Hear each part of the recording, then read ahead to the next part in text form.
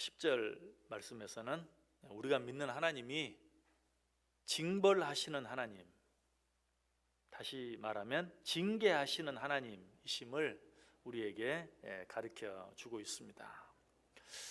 시인이 왜 이 사실을 지금 언급하고 있는가? 우리는 이미 앞에서 시편 94편이 어떤 내용을 기록한 책이라고 그랬어요? 하나님의 백성들을 무고하게 괴롭히는 자들을 하나님께 고발하는 내용이다. 그런데 그들이 어떤 잘못을 저질렀습니까? 하나님의 백성들을 괴롭혔을 뿐만 아니라 하나님을 만홀히 여겼다. 하나님의 이름을 망령되이 일컬었다. 어떻게? 하나님은 우리가 잘못해도 보지도 못하시고 듣지도 못하시고 결과적으로 어때요? 그러므로 우리가 잘못해도 우리를 징계하지 않는다, 우리를 징벌하지 않는다 라고 했기 때문에 그래요. 이 사실에 대해서 시인은 우리에게 말하고 있어요. 아니다, 하나님은 눈을 지으셨다. 그래서 우리의 모든 잘못을 보신다. 하나님은 귀를 지으셨다. 그러므로 우리의 모든 잘못을 들으신다. 결과적으로 그 하나님께서는 우리의 모든 잘못에 대해서 징계하시고 징벌하신다. 우리는 하나님에 대해서 반쪽만 아는 경우가 참 많아요. 그것은 무엇이죠? 하나님은 사랑과 자비가 풍성하신 하나님입니다. 맞아요. 그러나 우리 하나님은 사랑과 자비만 풍성하신 하나님이 아니, 우리가 믿는 하나님은 사랑과 자비가 많으신 하나님이심과 동시에 공의와 정의의 하나님이세요. 그렇기 때문에 우리가 잘못한 것을 그냥 보고 넘어가지 못하시고 거기에 대해서 반드시 징계하시고 징벌하신다. 그 이유가 무엇이라고요? 하나님은 공의의 하나님이시기 때문에, 하나님은 정의의 하나님이시기 때문에 우리가 이 사실을 바로 알 때만 하나님을 온전히 경외하며 살아갈 수 있어요. 욥기 8장 3절에 말합니다. 하나님이 어찌 정의를 굽게 하시겠으며 전능하신 이가 어찌 공의를 굽게 하시겠는가? 하나님이 사랑과 자비가 많으시다고 해서 어찌 정의를 굽게 하겠느냐, 어찌 공의를 굽게 하겠느냐라고 말하고 있어요. 우리가 믿는 하나님은 사랑과 자비의 하나님일 뿐만 아니라 공의와 정의의 하나님이시다. 그럼에도 불구하고 우리는 공의와 정의의 하나님은 일부러 잊어버리고, 아니 생각하지 않고 오직 사랑과 자비의 하나님만을 생각할 때가 많아요. 우리 하나님이 사랑과 자비의 하나님일 뿐만 아니라 공의와 정의의 하나님이다 라는 사실은 성경에 나타난 하나님의 칭호, 하나님의 이름을 통해서도 분명히 알게 돼요. 자, 우리가 잘 아는 하나님의 이름이 있죠. 그 이름이 뭐죠? 여호와 하나님, 야훼 하나님. 그런데 성경에는 여호와 하나님만 나오는 게 아니, 성경에 나타난 또 하나의 하나님의 이름이 있는데 그것은 엘로힘 하나님이에요. 그런데 여러분들, 엘로힘 하나님은 좀 덜 익숙하죠. 여호와 하나님은 너무 익숙해요. 여호와 하나님이라는 그 이름의 뜻은 무엇인가? 방금 말씀드린 그대로 사랑과 자비가 풍성하신 하나님. 그러나 엘로힘 하나님이라는 의미는 무엇인가? 전능하신 하나님, 전지하신 하나님, 쉽게 말하면 완벽하고 빈틈이 없으신 하나님. 결과적으로 어때요?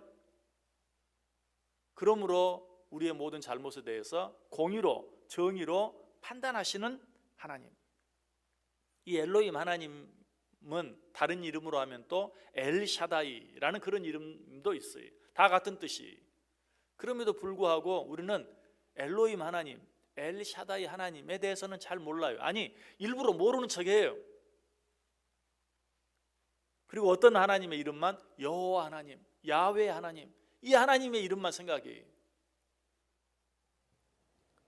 여러분, 우리 하나님은 야훼 하나님, 여호와 하나님일 뿐만 아니라 엘로힘 하나님, 엘샤다이 하나님이신 것을 분명히 알아야 돼요. 그래서 우리의 모든 죄와 잘못을 능히 용서해 주실 수 있는 분임과 동시에 우리의 모든 잘못에 대해서 징계하시고 징벌하시는 하나님이신 것도 함께 알아야 된다. 우리가 이 사실을 분명히 알 때만 하나님을 바로 경외할 수 있다. 우리가 이 사실을 분명히 알 때만 하나님을 만홀히 여기지 않을 수 있다. 우리가 이 사실을 분명히 알 때만 하나님의 이름을 망령되이 일컫지 않을 수 있다라는 것이. 그래서 하나님께서는 우리로 하여금 온전히 하나님을 경외하며 살게 하기 위해서 우리의 잘못에 대해서 징계하시기도 하시고 징벌하시기도 하신다. 그러나 그것만을 위해서 하나님 우리를 징계하시고 징벌하시는 것은 아니. 하나님께서 우리를 징계하시고 징벌하시는 보다 더 중요한 이유는 그 징계와 징벌이 우리에게 유익이 되기 때문이에요. 우리의 잘못에 대해서 하나님이 징계하심으로 말미암아 우리는 비로소 세상으로부터 멀어지게 될 수 있어요. 징계가 없이 평안하기만 하면 누구라도 세상과 친해지게 돼 있어요. 아무 어려움이 없으면, 문제가 없으면, 어떤 징계도 어떤 징벌도 없으면 하나님과는 멀어지고 세상과는 가까워지게 돼요. 그러나 징계와 징벌을 통해서 우리는 세상과 멀어지고 누구와? 하나님과 가까워지게 된다. 우리는 이스라엘 백성들을 통해서 그 사실을 잘 알게 돼요. 이스라엘 백성들이 애굽의 고센 땅에 거하게 되었죠. 고센 땅은 기름진 땅이었어요. 그리고 당시 애굽의 왕은 이 이스라엘 백성들을 아주 선대해 주었어요. 누구로 말미암아? 요셉으로 말미암아. 고센 땅에서의 그들의 삶은 너무 평안했어요. 너무 평안하니까 그들은 하나님이 주신 약속의 땅을 아예 잊어버렸어요. 그 땅으로 돌아갈 생각도 하지 않아요. 애굽 땅이, 애굽의 고센 땅이 자기들이 영원히 거할 땅인 것처럼 생각했어요. 이 사실에 대해 고린도후서 6장 17절 18절에 그러므로 너희는 그들 중에서 나와서 따로 있고 부정한 것을 만지지 말라. 내가 너희를 영접하여 너희에게 아버지가 되고 너희는 내게 자녀가 되리라. 전능하신 주의 말씀이니라. 왜 이런 말씀을 하셨겠어요? 우리가 하나님을 알지 못하는 자들 속에서 평안하게 지내면 아예 하나님을 잊어버려요. 하나님의 약속도 다 잊어버려요.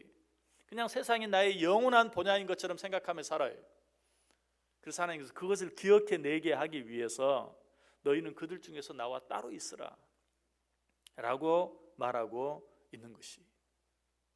여러분, 하나님께서 우리를 징계하시고 징벌하시는 이유가 무엇이에요? 우리를 벌하시기 위해서? 아니, 우리를 사랑하시기 때문에 우리로 하여금 세상과 너무 가까워지지 아니하고, 아니 세상에 속하지 아니하고 그것으로부터 나와서 하나님의 약속을 기억하고 하나님과 더 가까워지게 만들게 하기 위해서 하나님께서 우리에게 때때로 징계하시기도 하시고 징벌하시기도 하신다.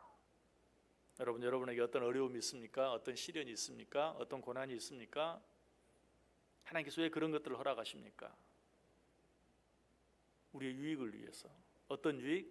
세상으로부터 나와 세상으로부터 멀어지고 하나님과는 더욱더 가까워지는 삶을 살게 하기 위해서.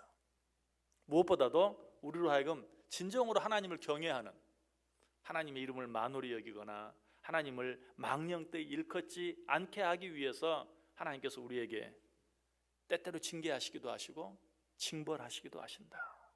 여러분, 오늘 하루 살아갈 때 어떻게 살기를 원하세요? 사랑과 자비가 무한하신 하나님, 어쩌면 이 사실은 우리가 너무 잘 알고 있어요. 오늘 하루만큼은 그 하나님만 생각하는 것이 아니라 그 하나님과 더불어